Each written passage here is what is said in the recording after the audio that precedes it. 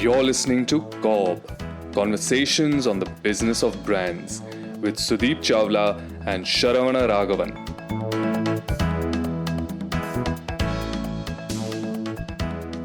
So, you are considered the nice guy, at least between the two of us. And you did an entire episode about how there are no bad agencies or bad execution, but only bad briefs. But I'm glad you've chosen the topic you've chosen today so that people get to know the real you. The topic we've chosen today, rather you've chosen today, is how to fire an agency. What happened to you? Like they say, there are always two sides to a coin. But more importantly, I just wanted to make sure that we are looking at uh, both sides of a client agency relationship. There is, of course, significant number of reasons to invest into that relationship and nurture it over a period of time, uh, giving give value added feedback as we spoke about in the last uh, one of the previous episodes, and therefore create a great marketing ecosystem. People in agency who own the brand probably as much or maybe more than you, and hence that is the flywheel that the client is able to unlock to trigger great growths. Now on the other side, however, life is not a fairy tale. You will come across circumstances and partners who will need to be either educated or who will need to be separated from, so that you are able to keep going in the same momentum or velocity that you had planned for your brand. And hence I thought it'll be a good idea to possibly talk about the other side as well. Okay, let's start with the confession. Have you fired an agency? Yes, of course, couple of And them. how easy or difficult was it for you? I think one, every change is difficult. Yeah, so therefore it wasn't easy for sure. Number two, since you've been working on an agency, and even if you weren't, your predecessors were, or your company has been, and hence there is some amount of relationship equity, etc., that everybody has invested, and hence when you are upsetting all of that, it is not going to be easy. There are egos that get involved. People start taking it on themselves, etc., etc., and hence that makes it tricky more than easy or difficult. I would possibly say that all the transitions therefore are tricky, and hence needs to be approached with a very very objective set of mind. And hence my advice to everybody and my experience from these couple of changeovers, etc., has been that this whole process needs to be critical and objective. Wow. As in, I see that you made your thinking very clear, even in firing the agency, and you have two different segments to it, critical and objective. Now, you know the obvious question. Yeah. Tell me what's the critical aspect of this? Yeah. Okay. First part is critical, and this requires you or the brand owner to have an honest conversation amongst themselves, or with himself or herself As in within the team, within the internal team. team, Yeah. And if you're the CMO, for example, with yourself, then, right? and you have to ascertain what is the criticality of this changeover, and you should be very clear that without making this changeover, your brand will not be able to reach the intended destination, which means that you will not be able to do the tasks that you wanted to. You will not be able to trigger the growth that you wanted to, and hence it is fairly clear that the current partnership is coming in the way of the brand. If that's there, then you know that this changeover is critical, and hence you need to therefore treat it with urgency, treat it with care, and you owe it, almost owe it to your company and your brand to make this change. Yeah, so therefore essentiality or criticality of the changeover hence has to be established, so that you are then investing your time, effort into this changeover. And this criticality would be the first trigger in the thought process itself. Actually, trigger could be from anywhere, could be anything, and which is something that we will discuss as part of objectivity. Okay. But trigger could come from anywhere, but the fact is that some thought comes into your head and it kind of builds over a little bit of a period of time. And then when you start reaching a conclusion that okay, now I need to possibly make a change in the agency, that is where you, before you know start talking to the agency, or you start thinking in those terms that it has reached a juncture where I need the changeover, that is where you have to have this conversation. That whatever, see, no relationships are perfect. You will always find that your agency is great at something and not so great at something else. Right. Yeah. So therefore, whatever they are not so great at, it doesn't irk you as much. Mm, It hasn't irked you as much in the past years. There has to be a reason where you either discover something else or it starts irking you, mm. and hence you need to have a conversation amongst yourselves to say whether this is critical or not. Got it. And if it is critical, then as I said, you owe it to the company and the brand to execute this changeover. Okay. Got it. So let's get into the objective part. What Yeah. is objective? So now, again, keeping into mind, and we are only talking about agencies with whom you've had a longish relationship. Mm, So therefore, bearing into mind the time that they've spent, you owe it to them as well as to the company to make the process very objective. And the objectivity in the process comes from first establishing the cause.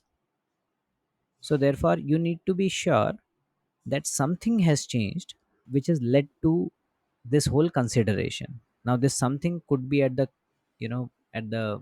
client's end mm. or your end, or this something could be at the agency's end. Either ways, the fact is that that change should be clear to you, which will tell you that this is why your view of that agency has changed from how it has been in the past. We will delve a bit more into what this something could be, Okay. yeah, a little while later. So first part is establishing the cause, Okay. and there has to be a clear cause. If you are Right. reaching this conclusion, if you are reaching this consideration without a clear cause, then it possibly might be prejudice. Yeah. We need to be careful of that, right? Yes. Okay. Number two, now that you're sure that there is a cause, what you need to ascertain is the capability of the agency to address that cause. Okay. Yeah, since the fact that you've been working with that agency means that it's a capable and a good agency, so they should also be able to deal with any changes either at your end or their end with their capability. And hence, that is something that you need to establish, that the current agency will not be able to cope or counter whatever has changed, Hmm. and hence they will not be able to deliver on the brand mandate. So they must be given a chance first, is what you say. Yes. Yes.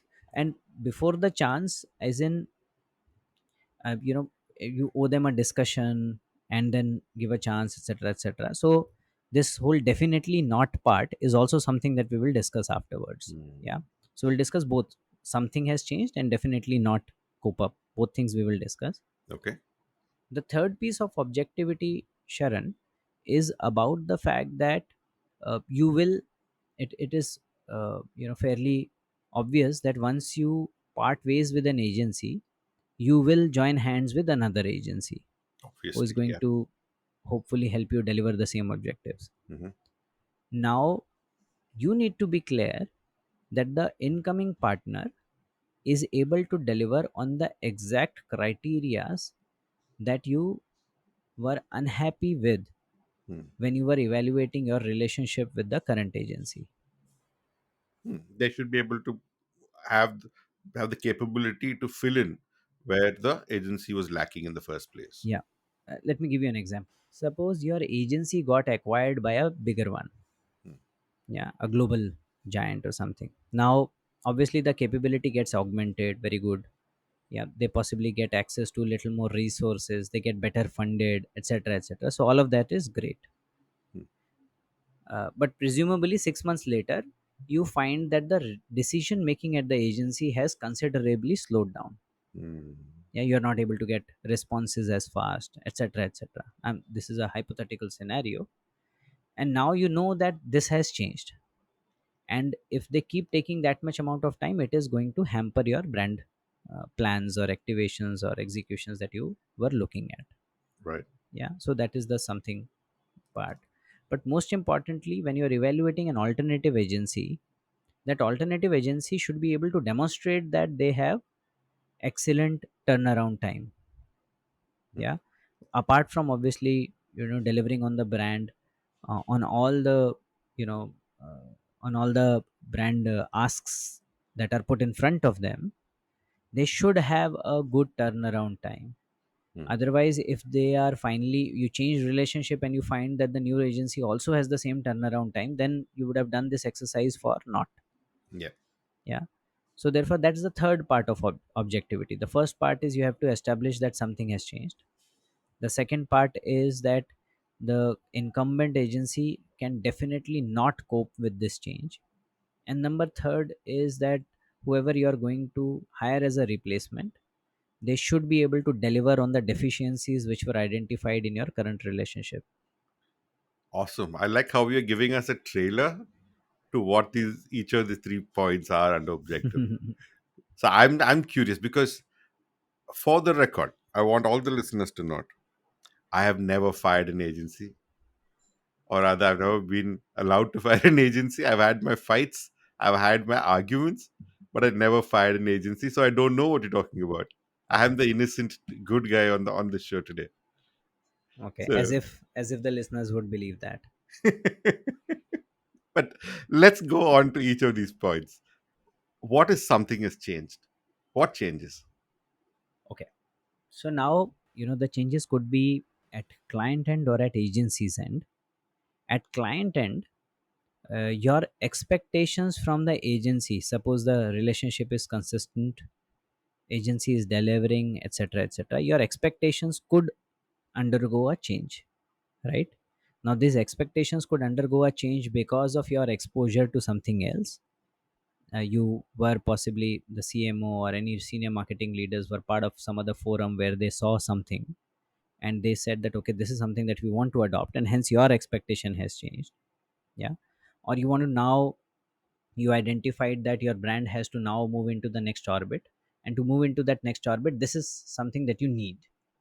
Now again, that will lead to change in expectations. Yeah, so any of these would lead you to put a definitely a different ask on your agency, and hence the agency would also be, you know should be capable enough to respond to it, right? So on the client end, the expectation or the standard of expectation possibly might change significantly, and hence that could lead to this kind of a scenario. At an agency's end, there could be multiple things. One is that a lot of the agencies I have seen become comfortable with their own way of working.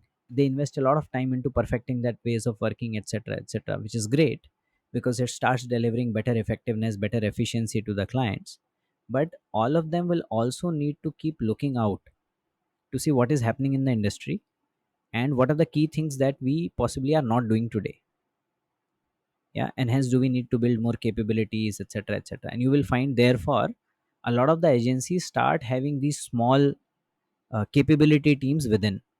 So they will have a, for example, on ground execution capability, a rural capability, a shopper marketing capability, an AI capability possibly these days, analytics capability, etc., etc., so that if a client somewhere has a need, they could tap into these specialized capabilities and service the client.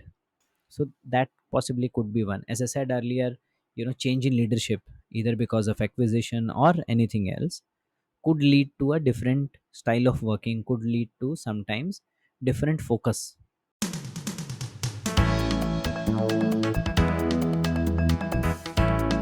You're listening to COB, Conversations on the Business of Brands. Your hosts are Sudeep Chawla, marketing practitioner, business leader, and educator to advertising and marketing professionals, and Sharavana Raghavan of Vitral Brand Expertise, growth consultants to consumer-facing brands and businesses. For more information, go to cobcast.net. If you find this podcast helpful, please help us by telling your friends and rating us. Agencies are like companies, they also go through cycles. I have seen agencies go through cycles where there is significant pressure on receivables. So, a lot of the time you will see the agencies work in a certain manner where they say, okay, receivables will keep coming, but I need to do great work. But then there are phases where the CFO takes control and say, nothing doing. You first get me my money, and all clients have to pay back within the agreed tat, and then the work will go out. If that stops work, let it stop work. Yeah. Then in agencies, one of their key struggles is to retain talent, especially at junior and middle levels. Now, Right. retention or attrition at a significant level could also change things. Right. Yeah, you will find that certain agencies will take time to recover, or one or two attritions at a very key level. You will find that most of them, most agencies pay very well and they try to retain their top management. Hmm. Yeah, these are the guys who essentially are the client facing people who will make sure that the all the residual knowledge lies with them. Right. But just a couple of points on what you said. Yeah. This CFO insisting on the payments being done, looking at it from the agency perspective, it's a fair ask, right? Oh yes, yes, it is. There's And no harm to it. people, the churn in the advertising industry is normally on the higher side. Hmm. But from what you've said, from even from what I've said, is that firing in agencies is a big deal. Yeah. And why are these such frequent factors like churn important in an agency's something has changed, becomes so important, so critical? So think of it as higher than usual. Hmm. Yeah, of Okay. course, higher is par for the course, but higher might mean, for example, 40% churn in a year. If an agency starts facing 70% churn, they are going to struggle. Right. Yeah. So that will lead to an issue. Similarly, if an agency starts struggling financially, you will find that they will not be able to work as freely as they were earlier It's a with sign of greater things to come. to come. Yeah. So when you see that struggle pertaining persisting for some time, you know that there is a problem. Yeah. Got it. So then it starts giving you discomfort and it starts coming in the way of your brand. The leadership changes again, the style of working, etc., etc. Now it will come with its own pros and cons. Sometimes for some clients it has more cons than pros, Right. and hence they are forced to relook. The core point here is the mismatch between the expectation and delivery, expectation of the client and delivery of the agency for a sustained period of time is a problem. Right. A disturbance in the chemistry which was working initially. Yeah. Yeah. Now Got it. the fact is that what can an agency or a client learn from this? Hmm. Yeah, and I'll keep talking about it because I've been through this phase. Mhm. The learning is always be open for continuous improvement or have what we call as positive dissatisfaction. Right. Both client and agency need to keep pushing the envelope so that mutually their expectation and delivery keep going to the higher levels. The more you get comfortable with status quo, it is fairly obvious that it is going to get disrupted sooner than later. Hmm. Yeah. And so therefore you will find that a lot of the time top management of an agency will sit with the client from time to time to try and understand what's happening, what do Got you want us to do going ahead. So all great agencies do that. it. Hmm. Yeah, all good clients also do that. They engage in a top to top conversation and keep sharing their point of views, etc., etc., right? So Right. there, because it's a two-way street. You just don't want you don't want to be a whimsical client where the agency is only trying to second guess what do you want and hence build capabilities in advance. You want to give inputs, you want to see agency respond, and and vice versa. Right. Yeah. So that is something that I think all agency leadership teams would be well served if they are able to focus on Hmm. this. Got it. Yeah. So this is And the long but possibly explanation for your what is something this has something changed. has changed. Yes. Okay. Then let me take you to the next part. How do you become sure that the agency can definitely not cope with this change that's happened? So again, this definitely not, you start getting the feeling, but the feeling should not govern all of this, and hence as we said, objectivity is critical. Hmm. So first part of definitely not is to make sure that you are able to discuss this openly with the agency leadership. Hmm. Yeah, tell them what's bothering you, where is it that they are not able to meet your expectations, and quote instances if possible, so that they are able to understand where are you coming from. Right. Yeah. And one of the more encouraging responses that I would like to hear from an agency is not to get defensive immediately, Hmm. is to acknowledge the problem and then reflect and then come back. Right. Yeah, too often one of the reactions obviously always is defense. Hmm. And when you start defending, what you're possibly also doing is that you're insulting the client's intelligence.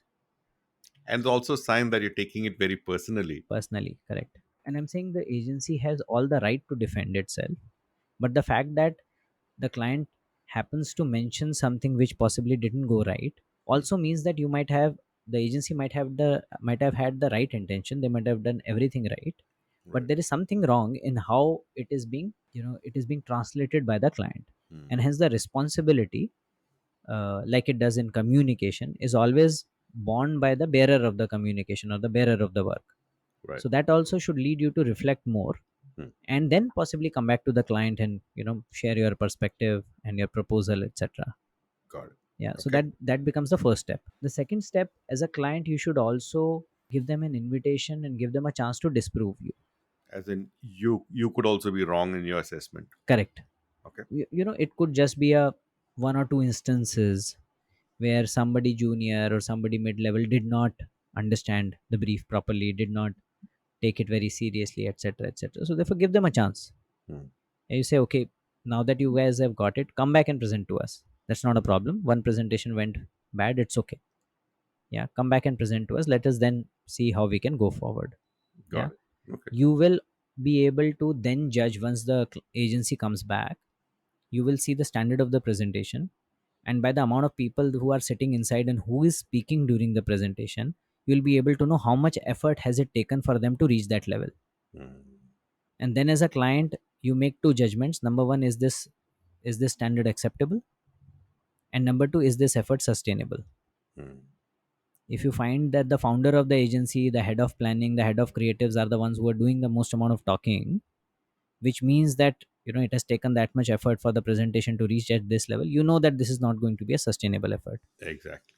And this is something that possibly, when people talk about client pitches, this is something that is a red flag there also. Right. And third, and which is possibly a little more controversial, is that I believe that you should start looking at alternatives only when you start becoming fairly sure Okay. that this agency is definitely not going to be able to do this. Because the word spreads. More importantly, less than the word, I'm not as worried about the word, I'm worried about your own objectivity. Hmm.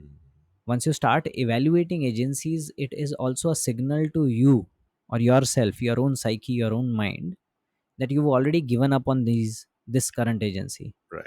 Yeah, and then you are not honestly approaching the first two steps, which is discussion with the agency and giving them a chance to disprove, Hmm. with a very open mind. Right. Got it. Yeah, which I think is not fair to you as well as to the agency. Hmm. Yeah, and hence, ideally, once you start becoming sure that this agency is not going to be able to keep up, then it is best that you start looking for alternatives and then have your engagements planned with them. Right. So when you understood your incumbent agency so well, and you've given them all these chances, and you've seen a few gaps that need to be filled. Now, when you are looking out for an agency, a new agency, should you look for them to fill the gaps, or should you look for them to kind of go the full long haul and judge them on every aspect so that they don't falter in a different area to this one? I would say the latter. You would definitely want them to be able to deliver completely on your mandate, for sure. You don't want them falling short anywhere else. But while judging them, you also want to make sure that the specific criteria which led you to searching for an agency outside, those definitely should be met. Right. Yeah, those are the ones that you don't want to compromise on for sure, because if Mhm. they were compromisable, then you wouldn't have been in this state at all. Right. I think my question is more to say what is to do if the others in the market also don't have the capability you're looking for. How do you check for that? But I don't think it is so difficult. You Okay. might therefore find yourself in a position that you find that your ask itself is unrealistic and the agency is not agency Yeah. ecosystem is not ready for it, then it's fine. Hmm. Then you try develop it with your current agency. Okay. When we were working with Cadbury, Mhm. I think there was a possibly only Unilever Hmm. used to have a separate arm of medicine dedicated to them called Fulcrum. Hmm. Right. Yeah, I remember that. completely working on them because there was, because the size of the client was big, there were expectations around all sorts: media planning, IMC planning, analytics, etc., etc. Yeah, and as Cadbury kept becoming bigger, at some stage they realized that they also needed a similar treatment, Hmm. and hence something called Pinnacle was carved out within medicine. Right. Yeah, now if you would have gone out and said that I want this capability to exist, that you should be able to carve out teams, it wouldn't have existed in too many agencies. Hmm. But Cadbury decided to work with medicine to reach that level because they already had a running relationship and they were happy with it. Got it. Got it. Okay. I have a very simplistic question now. Why is so much important? Why is all of this important? When you decide to change an agency, Hmm. why can't you just change? And when you decide to fire an agency, the reasons you can come up with will be very genuine after that. Hmm. Why not do that? Okay, so this is the cut the umbilical cord question. Yes. Yeah, see, again, I believe that yes, of course you can do that. As a client, you, though unfair, you possibly have this advantage of being able to take that call. And Right. even an agency can take Mm, that call where they can cut ties with the client, etc., etc.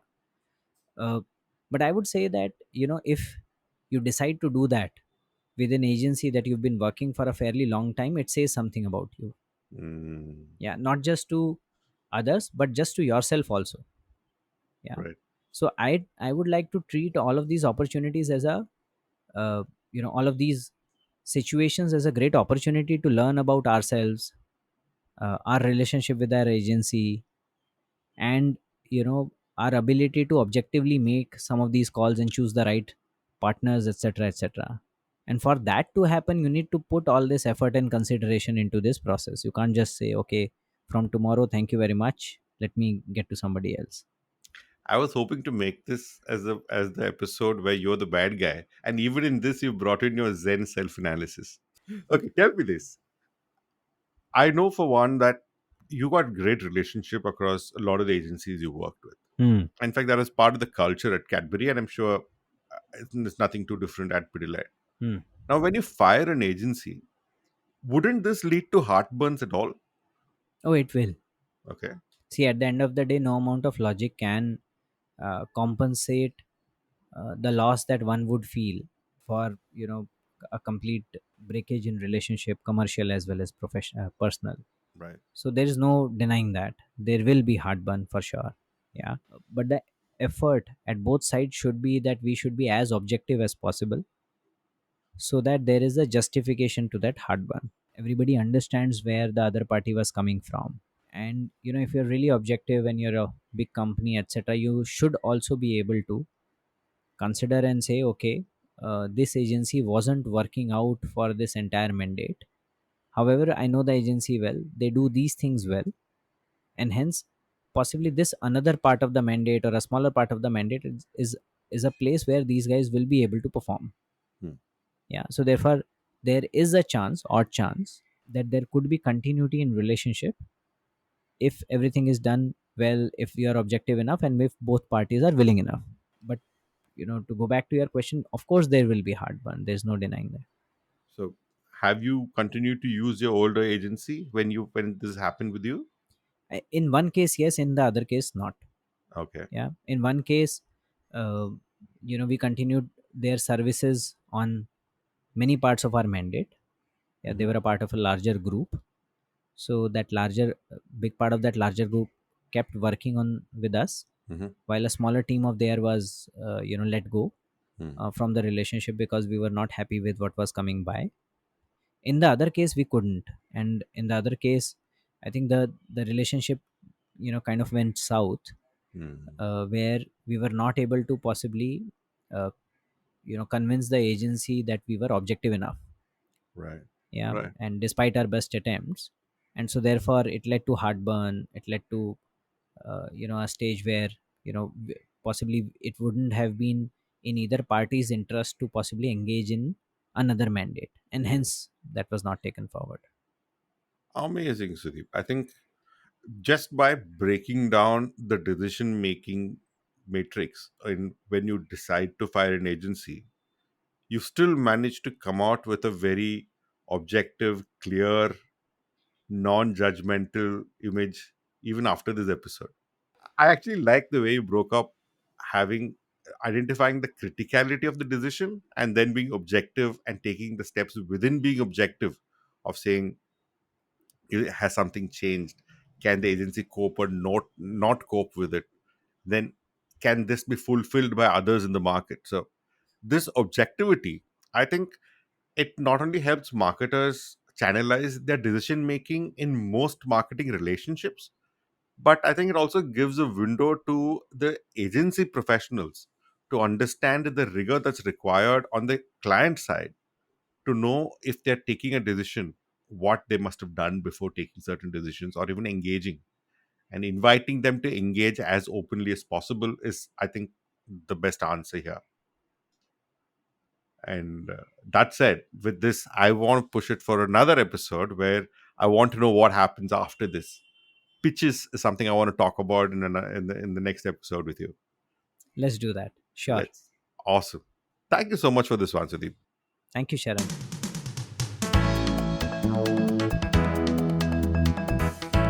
Thank you for listening to COB, Conversations on the Business of Brands with Sudeep Chawla and Sharavana Raghavan. Subscribe and learn more at cobcast.net. That's COBBCAST.net.